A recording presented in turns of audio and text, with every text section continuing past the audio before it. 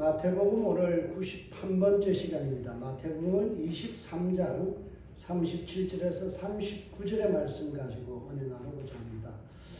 우리가 어렸을 때 불렀던 노래 중에 갑돌이와 갑순이 그런 노래가 있습니다. 여러분, 갑돌이와 갑순이가 사랑을 했는데요, 결국 결혼에 골인하지 못했습니다. 왜 그랬을까요? 그 이유가 뭘까요? 네? 이름을 잘못 지었어요. 여러분, 갑돌이와 갑순이 둘 다 갑자가 들어가잖아요. 둘 다 을이 아니라 갑이 되어서 갑질해서요. 서로가 사랑을 해주기를 원하고 서로가 고백해 주기를 바랬어요. 그래서 보면 내용에 안 그런 척 했더래요 라는 말이 나오죠. 갑돌이와 갑순이는 한 마을에 살았더래요. 둘이는 서로를 사랑을 했더래요. 그러나 둘이는 마음뿐이래요. 겉으로는 모르는 척 했더래요. 모르는 척 했더래요. 여러분, 정작 마음은 사랑인데 겉으로 표현하는 건 어때요? 안 그런 척 했다라는 거예요. 결국 그래서 서로가 갑질하다가 헤어진 부부가 사람이 갑돌이와 갑순이다. 여러분, 갑돌이와 갑순이의 노래를 통해서 우리가 받는 교훈이 뭡니까? 절대 갑질하지 말자 이겁니다. 두 번째는요, 안 그런 척, 내숭 떨면 안 된다. 이 말을, 내숭을 다른 말로 하면요, 어떤 말로 번역할 수 있을까요? 위선이라고 말할 수 있죠. 여러분, 성도가 가장 경계해야 될 것은 바로 위선입니다. 위선. 여러분, 베드로 사도가 베드로전서 2장 1절을 통해서 우리 그리스도인들이 조심해야 될 5가지를 제시합니다. 여기에 보면, 그러므로 여러분 모든 악의와 모든 기만과 위선과 시기와 온갖 비방하는 말을 버리십시오. 베드로 사도는 성도의 삶에서 추방해야 될 5가지를 제시합니다. 첫 번째, 악의적인 태도와 말. 두 번째로, 남을 속이는 기만. 세 번째는 남을 시기하는 버릇. 네 번째는 비방하는 말. 다섯 번째는 겉과 속이 다른 위선이라는 거예요. 여러분, 위선은 독버섯과 같습니다. 아무리 맛있어 보여도 그것은 사람을 죽게 만드는 거죠. 그런데 신앙은, 이 신앙생활에서 위선은요, 신앙이 나쁜 사람들에게만 주어지는 것이 아닙니다. 신앙이 좋은 사람들도 위선에 빠질 수 있어요. 겉과 속이 다르고요, 겉으로는 거룩한 척하지만 속으로는 썩어 문드러질 수 있다는 사실이에요. 그 대표적인 예가 바로 사도행전 14장 14절에 보면 바나바라는 사람이 나옵니다. 갈라디아서 2장 13절에 그는 이렇게 되어 있습니다. 남은 유대인들과 그와 같이 외식함으로 바나바도 그의 외식에 유혹되었느니라. 바나바가 외식에 유혹당했다라고 이야기합니다. 갈라디아 교인들이 위선을 떠니까 믿음 좋고 신앙 좋고 인격 좋았던 그 바나바조차도 위선에서 벗어나지 못했다는 거예요. 여러분, 바나바가 누구입니까? 그는 바울을 전도한 사람이에요. 전도자예요. 그의 성품을 일컬어서 성경은 착한 사람이라고 이야기하고요, 성령이 충만한 사람이라고 그러고요, 또 그의 이름 바나바의 뜻이 뭔가요? 위로자, 그런 뜻이에요. 어디를 가도 사람을 위로하고 편안하게 했던 그가요, 위선 앞에서는 맥을 못 쳤다라는 사실이에요. 여러분, 위선은 아주 고약하고 믿음이 나쁜 사람만 드러내는 것이 아니라 일반적으로 신앙이 좋으면 좋을수록 더 위선에 빠지기 쉽다라는 거예요. 제가 어렸을 때 봤던 구호가 있습니다. 이런 거예요. 꺼진 불도 다시 보자. 꺼진 불도 다시 보자. 이 말을 다시 패러디하면 이렇게 이야기했습니다. 내 속에 꺼진 위선적 신앙도 다시 찾아보자. 우리 안에 있는 숨겨져 있던 꺼진 불과 같은 이 위선이 어느 순간 나도 모르게 불쑥불쑥 일어난다는 사실이에요. 여러분, 마태복음은 마태가 기록했는데 마태가 윗선에 대해서 이 외식이라는 단어를 통해서 14번이나 우리에게 강조하고 있습니다. 그만큼 마태는 우리에게 윗선을 조심하라는 거예요. 마태복음 23장 1절에서 36절을 통해서 윗선의 결과를 지난주에 살폈잖아요. 화 있을진저. 7번이나 화 있을진저, 화 있을진저. 윗선 떨면 저주의 대상이 된다. 윗선적인 신앙, 속과 겉이 다르고 겉은 거룩한 척 하면서 속은 썩어 문드러져 있으면 그거는 하나님 앞에서 저주의 대상이 된다라고 성경은 이야기합니다. 여러분, 그렇다면 하나님 그토록 극도로 싫어하시는 위선이 뭘까요? 위선이라는 말은요, 한자 그대로 거짓된 선이라는 겁니다. 거짓된 선이 위선이에요.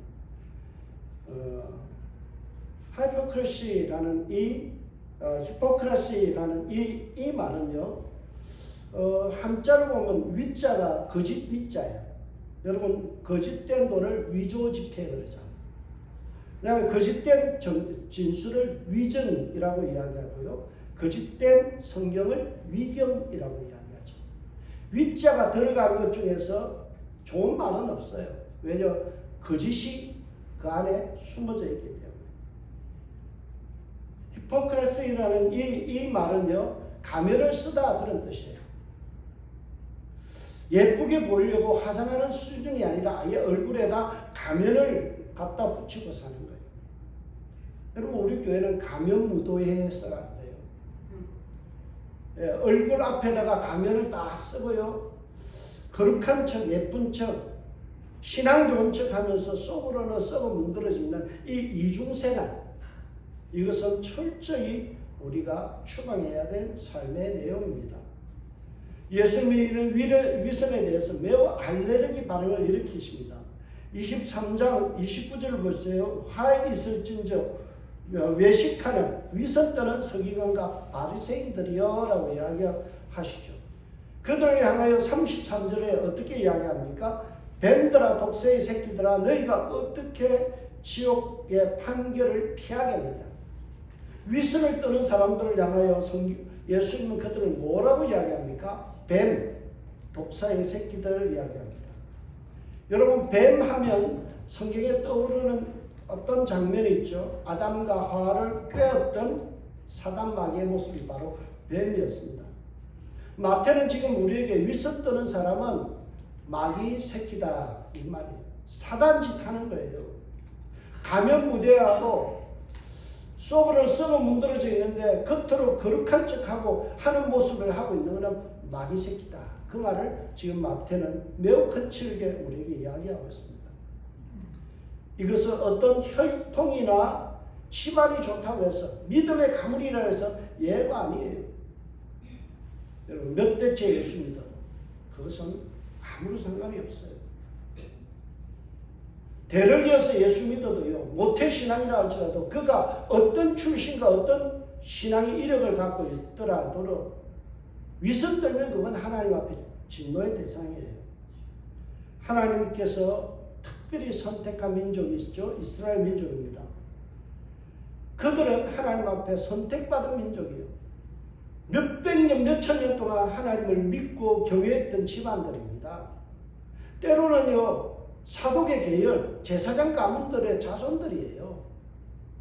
대단한, 우리하고는 신앙의 연조나 뭐든가 비교될 수 없는 그들인데 그들을 향하여 예수님은 7번이나 화 있을진저 외식하는 너희들은 하나님의 저주의 대상이다라고 매우 직격탄을 날리고 있습니다.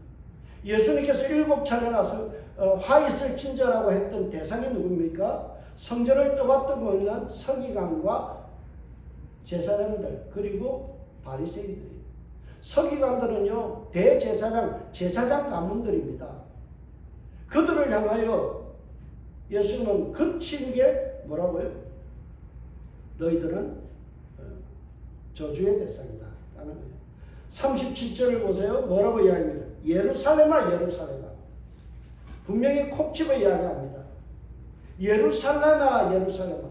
가장 종교적인 도시에 살아가는 그들을 향하여 너희들은 저주의 대상이다. 많은 사람들은요, 우리는 아니지요. 남미, 내가 어떻게 저주의 대상이 될 수 있습니까? 나는 선택받은 민족입니다. 우리 할아버지가요, 제사장이에요. 우리 아버지가 제사장이에요. 저도 제사장입니다. 그런데 어떻게 저주의 대상이 됩니까? 라고 이야기하는데요. 오늘 본문에 보면 예루살렘아라는 이 단어가 보면 복수형으로 되어 있어요. 모든 예루살렘 사람들아, 너희들은 저주의 대상이라는 거예요. 나는 아니다라고 빠져나갈 길을 완전히 차단시켜버려요. 그리고 36절에서 예수님은 이것이 다 이 세대에 돌아가리라 라고 이야기합니다. 이 세대에 살아가는 모든 예루살렘 사람들은 저주의 대상이라는 거예요. 이 말은요, 우리에게도 시사점이 있습니다. 아무리 믿음의 가문이고요, 모태신앙이라 할지라도 내가 위선 떠는 신앙으로 치달으면 주님 기뻐하지 않아요. 그래서 우리는 정직해야 됩니다. 사람 앞에 정직할 필요는 없어요. 나의 죄를 드러내는데 사람 앞에 하지 마세요. 하나님 앞에. 하나님 앞에, 하나님 나는 죄인입니다. 나는 이렇게 썩어 문드러진 부분들이 있습니다. 하나님 앞에 내가 이렇게 부족합니다. 철저하게 고백할 수 있는 사람이 되어야 돼요. 여러분, 이스라엘 사람들의 문제가 뭘까요? 예루살렘 사람들이 하나님 앞에 저주의 대상이 됐을까요? 외식의 문제, 위선의 문제인데요. 구체적으로 그러면 들어가서 어떤 위선이 그들의 문제일까요? 그것은 겉으로는 평화를 이야기하지만 실상은 폭력적이었다는 거예요. 겉으로는 평화를 사랑하는 것 같고 평화주의자인 것 같고 아주 젠틀한 것 같고 온순한 것 같은데 내면은 어떠냐?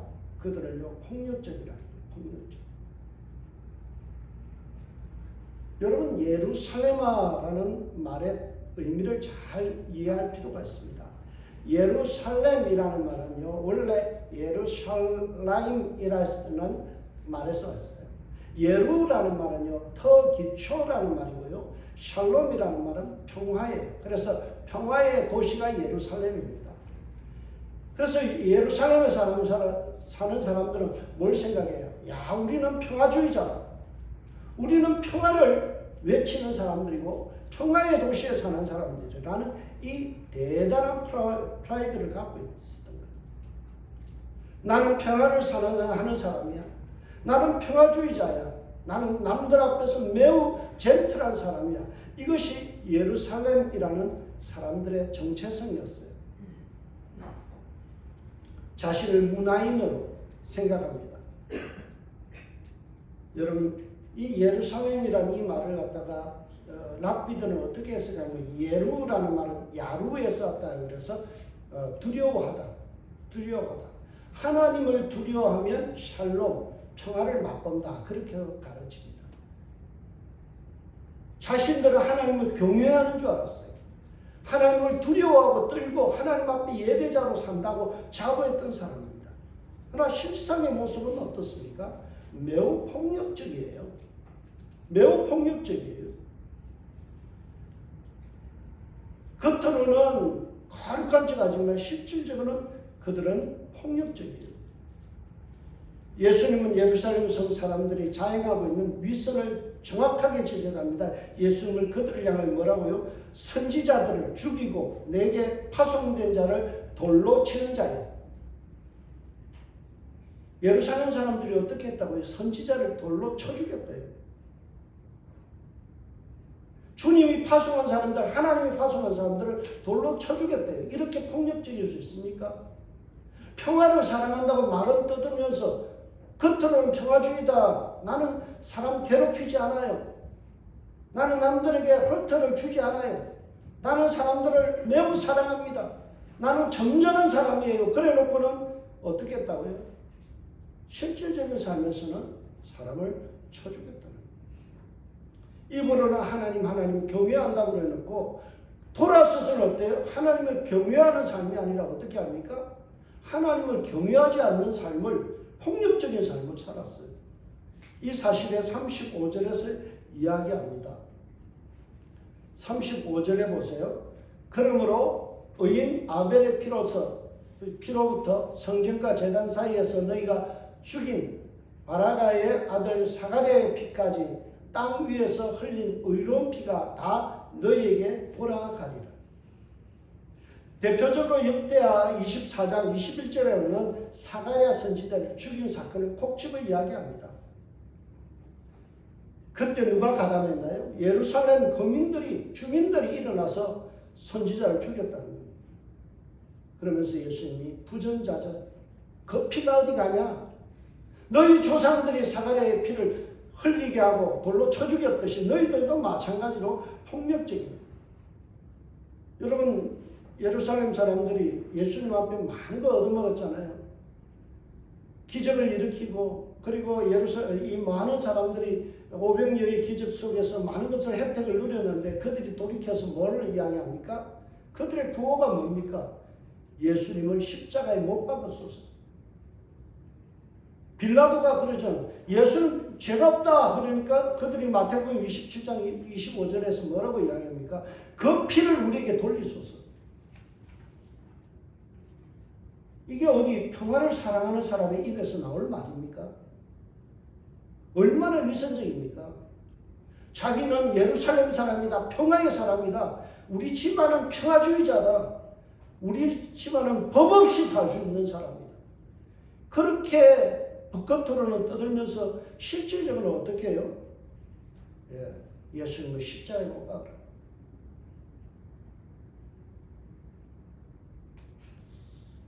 여러분, 그 피를 우리에게 돌리소서. 참 위선적이지 않나요?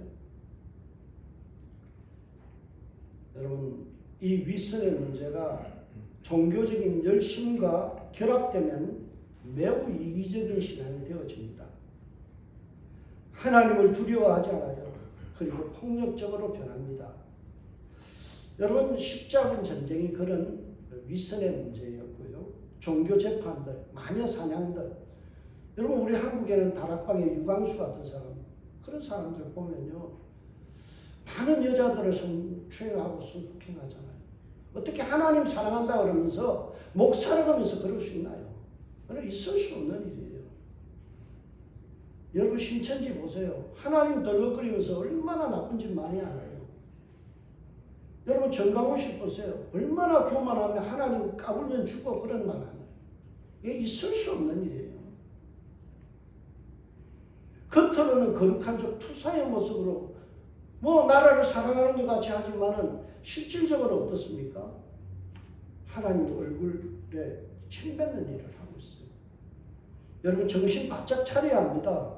그렇지 않으면 나의 종교적 열심이 변질되어서 폭력적으로 변한다니까요. 여러분, 그 이슬람에 보면은 그 폭탄 테러하고 나서 뭐라고 이야기합니까? 거룩한 성전이래요, 그걸. 사람 죽이고 나서 뭐라고요? 거룩한 전쟁이래요. 그런 게 어디 있습니까?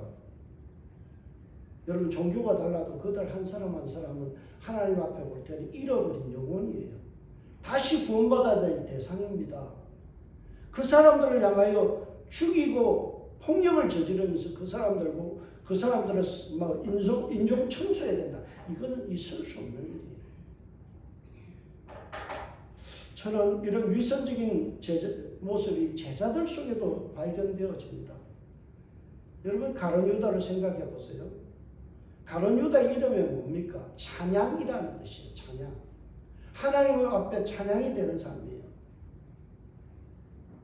그런데 유다는 어떻습니까? 위선의 끝판왕이에요. 가룟 유다가 예수님께서 너희 중에 나를 팔 자가 있다 그러면 어떻게 해야 될까요? 아유, 들켰다 싶어서 죄송합니다 하고 회개해야죠. 근데 뭐라고 이야기해요? 나는 아니지요. 위선 떨고 있어요. 그리고 나서 도망쳐서 어떻게 합니까? 대제사장과 결탁해서 은삼십에 예수님을 팔아먹잖아요. 참 어리도 없고 예의도 없는 제자다라는 생각. 제가 늘 두 가지 강조하죠. 사람은 의리가 있어야 되고 도리를 알아야 된다. 여러분, 신앙생활 하면서 이 두 가지만 지키면 괜찮습니다. 그럼 사람들하고 도리를 지킬 줄 알아요. 부모의 자식 간의 도리, 형제 간의 도리, 이웃 간의 도리, 성도 간의 서로의 도리를 알아야 돼요. 의리가 있어야죠. 내 힘들 때 나를 지탱해줬던 사람들 배신하면 안 돼요. 끝까지 있어야 되죠. 근데 가룟유다 보면 의리도 없고 도리도 없어요. 여러분 베드로는 또 어땠나요? 베드로 보세요. 베드로 뭐라고 예수님께서 다 울기 전에 내가 세로 나를 부인하리라. 그러니까 뭐라고요? 나는 결단코 부인하지 않겠다. 큰 소리 치잖아요. 그래 놓고 어떻게 합니까? 예수님 체포되자마자 도망쳐버리죠. 슬그머니 저기 불 쬐고 있다가 어떻게 합니까? 나중에는 안 되니까 도망쳐서 고기 잡으러 간다 하고 가버리잖아요.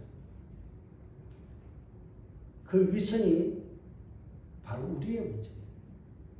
너나 알 거 없이 우리는 위선에 노출되어 있습니다. 오늘 본문을 통해서 위선적인 신앙을 우리는 점검해야 됩니다. 특별히 겉으로는 점잖은 척하고 다른 사람에 대해서 매우 젠틀하고 사이좋게 지내기를 원하고 평화주의자라고 이야기하는 것 같지만 실질적으로 돌아서서 우리는 사람에 대해서 폭력적일 수 있다라는 사실. 예루살렘 사람들은요, 하나님의 백성이지만 그들은 자비와 평화를 거부해 버렸습니다. 예수님은 사악하고 폭력적인 하나님의 백성들이 돌이키기를 원했어요. 그래서 암탉이 그 새끼를 날개 아래 모음같이 어떻게 했다고요? 그를 모았다. 여러분, 예수님은 때로는 잘 가르치시는 교사의 모습으로 또는 병자를 치유하는 의사의 모습으로 때로는 죄인과 세리의 친구의 모습으로 오병이의 기적을 통해서 먹지 못한 사람을 먹이는 엄마의 모습으로 그들에게 다가섰습니다. 그러나 그들은 예수님의 사랑을 외면해 버렸어요. 예수님은 그 가슴이 찢어지는 마음으로 이런 말씀을 합니다.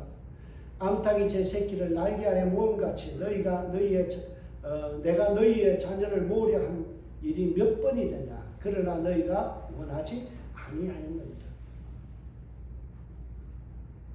여기에 나오는 자녀라는 말이요, 참 우리가 유심히 봐야 되는데 테크나라는 단어입니다. 이 테크나라는 말은 엄마나 아빠가 다정하게 부르는, 자녀에게 부르는 소리예요. 위선 떨고 배신하는 그들을 향하여 주님은 뭐라고요? 그들을 나의 자녀처럼 다정하게 다가와서 부르는 거예요. 얘들아, 정신 차려. 위선에서 벗어나서 신앙생활을 똑바로 해야 돼. 지금 이 말 하는 거예요. 저는 이 테크나라는 단어를 보면서 누가복음 15장의 내용이 떠올랐어요. 누가복음 15장에 보면 탕자의 비유로 알려져 있는 비유가 나죠. 원래 제목은 아버지의 마음이에요. 아버지의 마음의 비유예요. 탕자의 비유로 우리가 알고 있지만 아버지의 마음을 이해하는 내용이죠. 거기에 보면요, 집 떠난 탕자가 있고 집에 안에 있는 탕자가 있었어요. 분명히 둘째 아들은요, 아버지에게 참 못된 짓을 하죠. 아버지의 재산을 나눠달라. 원래 이스라엘은요, 재산은 아버지가 죽은 다음에 나눠주는 거예요. 아들이 아버지에게 재산 나눠달라는 말은요, 아버지를 죽은 사람 취급하겠다는 거예요. 그리고는 재산을 아버지가 마지못해서 나눠주니까 그 돈 가져가서 허랑방탕하고 하다가 다 잃고 그러고 돌아오죠. 그런데 저는 그것보다 더 심각한 탕자가 있었어요. 그게 뭔가 집에 있는 큰아들이에요. 성경을 유심히 보면 재밌는 내용이 있습니다. 둘째 아들이 아버지에게 재산을 나눠달라고 그럴 때 아버지가요, 각각이라고 이야기합니다. 큰아들에게도 재산을 나눠줬어요. 작은 아들이 요구했는데 아버지는 나눠줄 때 큰아들에게도 재산을 나눠줬어요. 근데 유대 전통은 어떻습니까? 큰아들에게는 2몫을 주고요, 작은 아들에게는 1몫을 줍니다. 똑같이 나누는 게 아니에요. 2대1로 나눕니다. 큰아들이 더 많이 받은 거예요. 그런데 재산을 다 잃고 이제 둘째 아들이 집으로 돌아오니까 잔치를 벌리잖아요. 그 순간 큰아들이 열받았어요. 뭐라 그럽니다. 아니, 아버지가 나를 위해서 염소새끼 한 마리 잡아준 적이 없는데, 예? 아버지 저렇게 허랑방탕하다가 돌아온 놈을 위해서 왜 잔치를 벌려줍니까? 그때 아버지가 그러죠. 얘야, 태크나, 얘야, 다정하게 이야기합니다. 나 삐지지 마라. 그러면서 한 말이 뭐예요? 내 것이 다 너의 것이다. 내 것이 다 네 거야. 남아있는 재산도 다 너 거야. 그런데 아들은 삐져 있어요. 여전히 삐져 있어요. 뭐 때문에요? 저 사고뭉치 동생이 돌아왔다는 거예요. 내가 이미 받아야 될 두 몫을 받았고 덤으로 더 받는데도 그 중에 일부가 동생에게 가는 것이 싫은 거예요. 잔치 한번 해주고 반지 하나 빼주는 게 그게 싫은 거예요. 얼마나 폭력적이고 위선적입니까? 여러분, 이것은 바로 이스라엘의 모습이고 장자된 이스라엘의 모습이에요. 이방인들을 향하여 어떻게 봅니까? 벌레같이 보잖아요. 사람 취급 안 하잖아요. 저들은 그런 일을 당해도 싸다라고 보잖아요. 여러분, 이것이 바로 우리의 모습이에요. 주님께서 우리를 사랑하셨어요.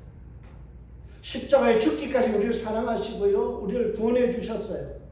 그리고 우리가 영생의 복을 주셨고 이 땅 살아가면서 우리에게 필요한 물질의 복도 주시고 자녀의 복도 주시고 많은 복을 주셨어요. 그런데 내 눈에 거슬리는 동생, 내 눈에 거슬리는 성도, 내 손에 못마땅한 사람 보면 어때요? 울컥하잖아요. 폭력적이 되잖아요. 그를 향하여 시기하고 질투하고 그를 향하여 쓸데없는 말들을 통해서 우리가 말로 폭력을 하고 행동으로 폭력적이 되잖아요. 이것을 우리의 삶에서 추방해야 돼요. 만약 우리의 삶에서 이 윗선의 문제 해결하지 못하면 우리는 저주의 대상이 됩니다. 오늘 보면 38절을 보세요. 보라! 너희 집이 황폐하여 버림바 되리라. 보라! 헬라어로는 보면 이두라는 말인데요. Behold, attention. 집중해라. 예수님 지금 집중. 그렇게 이야기해요. 그리고 뭐라고요? 시선을 집중해서 하는 말이 너희 집이 황폐하게 되리라. 너희 집이 황폐하게 되리라. 윗선을 청산하지 못하면 너 망한다는 거예요. 여러분, 이스라엘이 AD 70년에 완전 돌 위에 돌 하나 남지 않고 다 파헤쳐져서 로마의 사람들이, 군병들이 전부 다 좋은 거 다 가져가잖아요. 성전에 있는 메노나 이 촛대도 가져가고 다 가져가는 그림을 저렇게 부조로 조각해서 놨어요. 여러분, 우리가 윗선 떨다간 망합니다. 황폐하게 되리라는 말이 에레모스, 이 뜻인데요.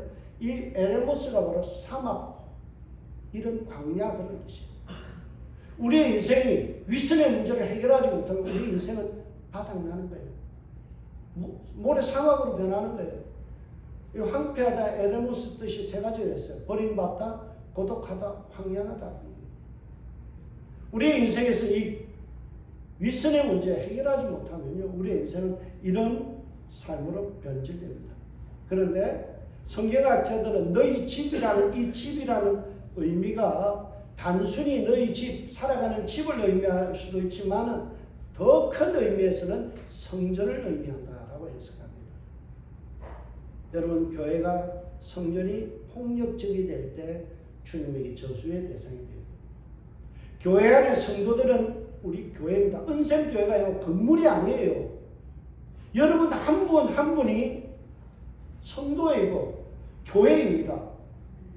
여러분, 부부싸움 할 때요, 그러세요. 당신은 교회입니다. 화내지 마세요. 폭력 쓰면 안 돼요. 말로 폭력적이면 안 됩니다. 이 말 하세요. 여러분이 가정에서, 직장에서 소리 지르고 폭력적으로 변하면요, 그 어떻게 된다고요? 황폐하게 되는 거예요. 상대를 존중할 수 있는 저와 여러분들 되시 주의 이름으로 부탁드립니다. 정말 우리는요, 한 사람, 한 인격에 대해서 정말 주님께서 빚으신 그 작품임을 인정해야 돼요. 어떤 영혼도 함부로 대할 권리가 없고요, 함부로 취급받을 그런 가치 없는 인생은 없어요. 모두에게 우리는 평화주의자가 되어야 돼요.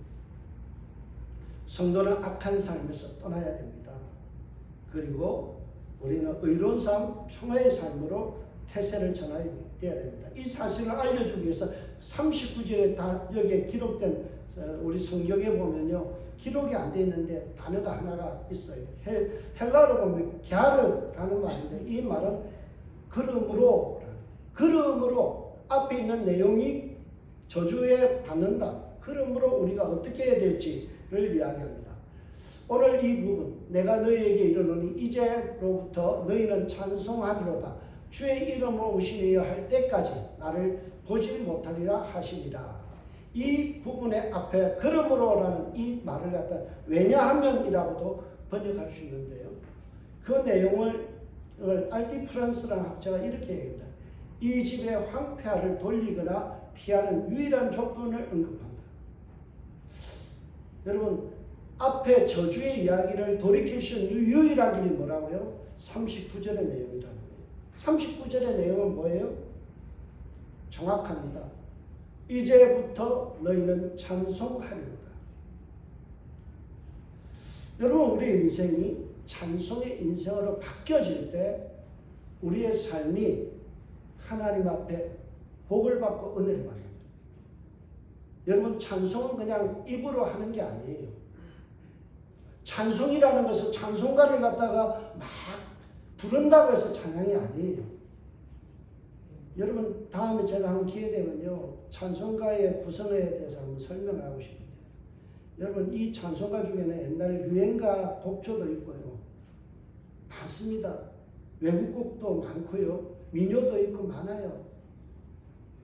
우리는 찬송가라고 해서 뭔가 거룩한 것 같죠? 아닙니다. 보면은요, 세속적인 가락도 많아요.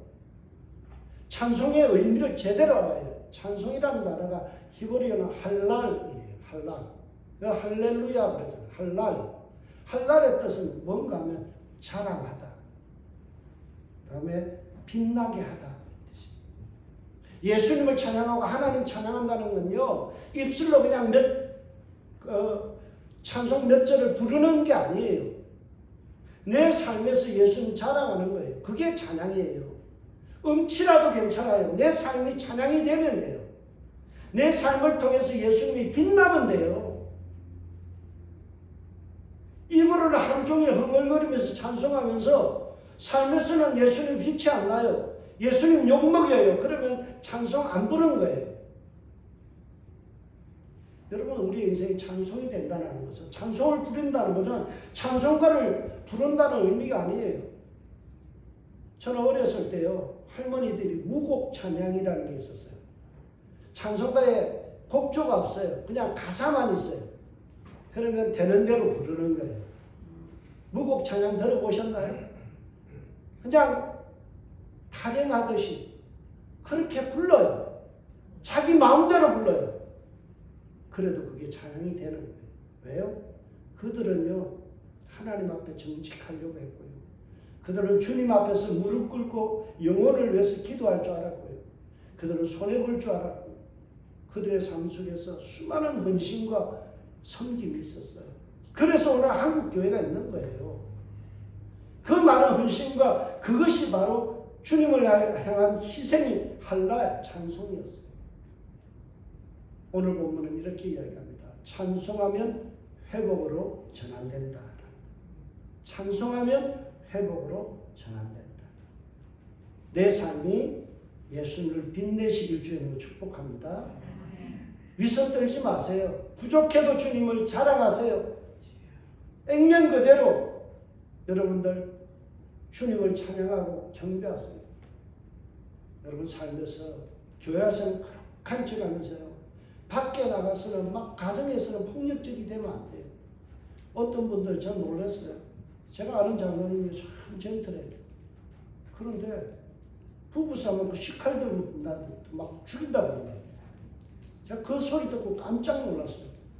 어떻게 장로님이 돼가지고 교회에서 기도하면 은혜가 뚝뚝 떨어지는데 집에 가서 부인에게는 칼 들어요. 그게 있을 수 없는 일이죠. 예. 겉에서는 기도할 때면 천상교수고 정말 좋은데요. 집에 가서는 입에서 10원짜리가 막 떨어진대요. 쌍욕을 막 하신대요. 상상도 못해요.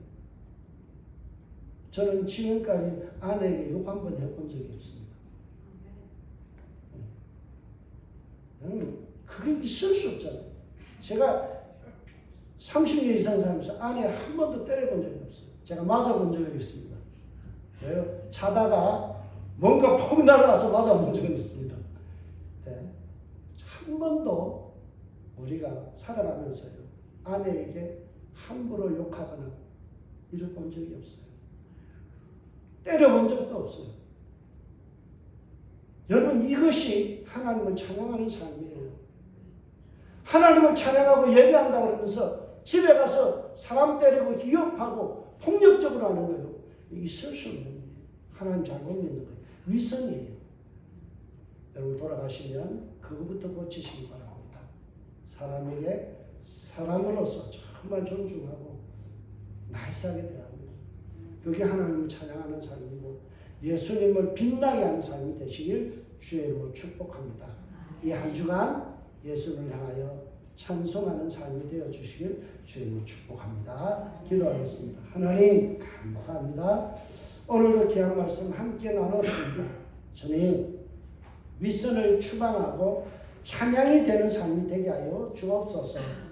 우리의 삶 속에 주님이 빛나게 하시고 우리의 삶 속에 주님이 자랑되게 하여 주옵소서.